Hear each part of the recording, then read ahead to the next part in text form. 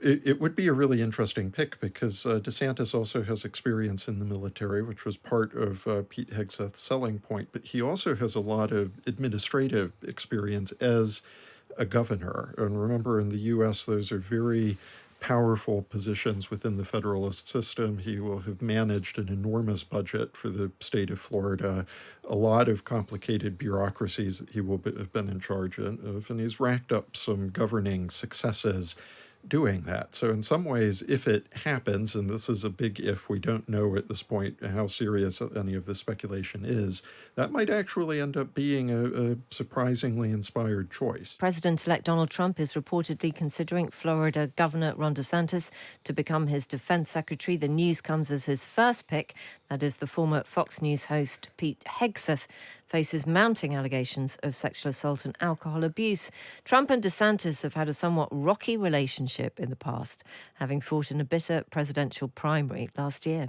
The problem with Ron DeSanctimonious is that he needs a personality transplant, and those are not yet available. Ron's foreign trip was a total bomb. They didn't even know what he was doing there. What are you doing here, Ron? Why are you here? It was a mess. Well, for more on this, we're joined in the studio by Joseph Sternberg, editorial board member at the Wall Street Journal. It's always lovely to see you because you try and make sense of the senselessness that's going on. Is Trump considering other options because he's genuinely changing his mind, or because he simply thinks that Pete Hegseth won't get there?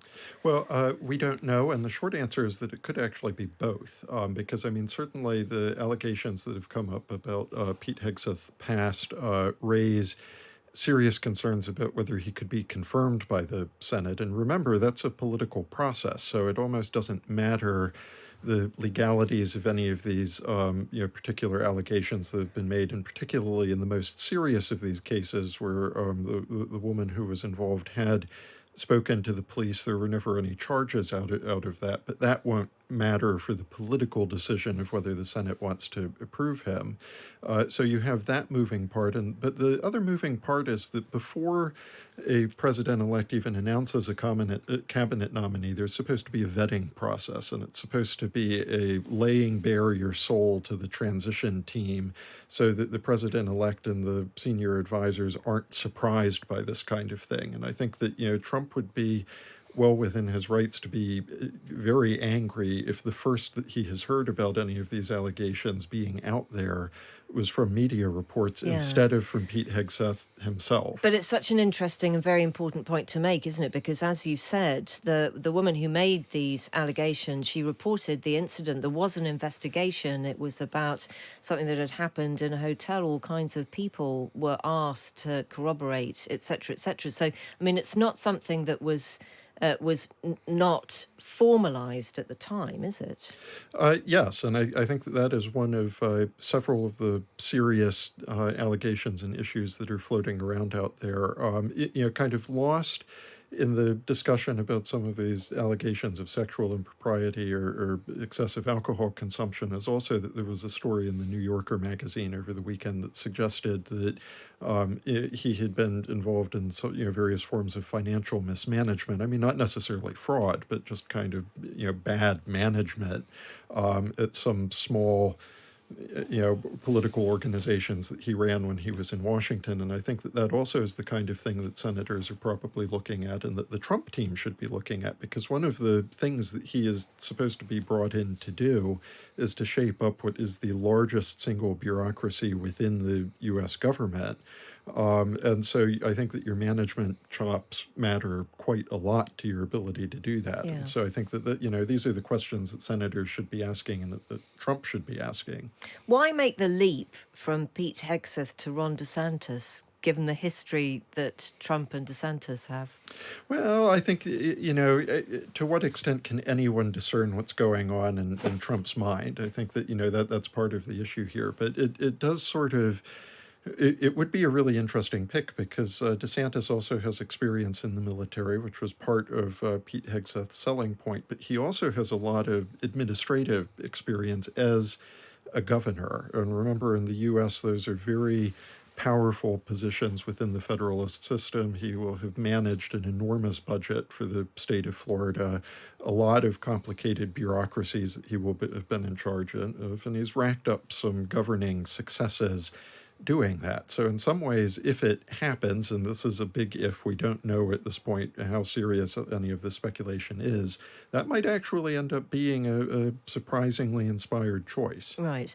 But in the clip that we played there, I mean, it is funny, given everything that you've just said, to remember that Donald Trump basically dismissed him as being incompetent, despite this managing of, a state of Florida and all of that.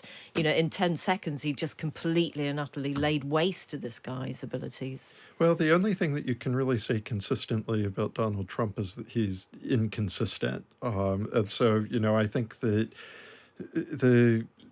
he's very transactional, and maybe that serves him well in this instance. If he thinks that instead of bearing the grudge, it makes the most sense to get someone into that job who can do it well. And he doesn't ever need to do a mea culpa, does he? I mean, if he was going to appoint Ron DeSantis, if he then passed the Senate, et cetera, et cetera, et cetera, you and I may well be sitting in a studio, kind of forgetting the criticism. He just has this strange ability, doesn't he? Because he's warped our sense of logic. The fact that Trump never explains and never apologizes is a big part of the mystique that his supporters find so attractive about him. And so I think that, and also the fact that he is ultimately very business-minded and transactional about things. And so I think that in a weird sort of way, although it seems so inconsistent and implausible, if he were to make an appointment like this, people would probably conclude it's actually in an unconventional way on brand for him. Yes, okay. I want to make a bit of a leap here, and I hope you can come with me on this, but we were talking on our podcast earlier today about Joe Biden's decision to pardon his son, Hunter Biden, and we were musing as to whether or not there is just such an extraordinary atmosphere now in Washington of nothing really being real, of being able to do U-turns, of going back on yourself or whatever it is, that actually Joe Biden might just think, well, it's the tail end of a presidency where everybody else is just behaving in this extraordinary way. What the hell, I'll just kind of sink to the same level. Would you ever put it like that? What do you think has gone on? I think one of the strangest phenomena of the Trump era has been that people freak out about whether Trump is going to do at some point in the future something that will violate a long-held norm in American political life. And then in response to that fear, they do the thing that actually violates the norm. And so you saw that, for example, the campaign trail in 2016, it was all about lock her up about Hillary Clinton, but it's actually the Biden administration and various Democratic district attorneys who first broke that long-standing political norm against prosecuting a former political opponent. There was all of the speculation about whether Trump would abuse the pardon power for the benefit of his family members, and yet it turns out to be Joe Biden who has done that so spectacularly in this case. And so I think that there's something about Trump and the way that his opponents seem to use the fact of Trump as an excuse for their own bad impulses that I think is very troubling here. Yeah. Can we also talk about Warren Stevens? I don't think a name that many people will immediately go, oh, yeah, I know who they're talking about. But he may well be appointed as the US ambassador to the UK.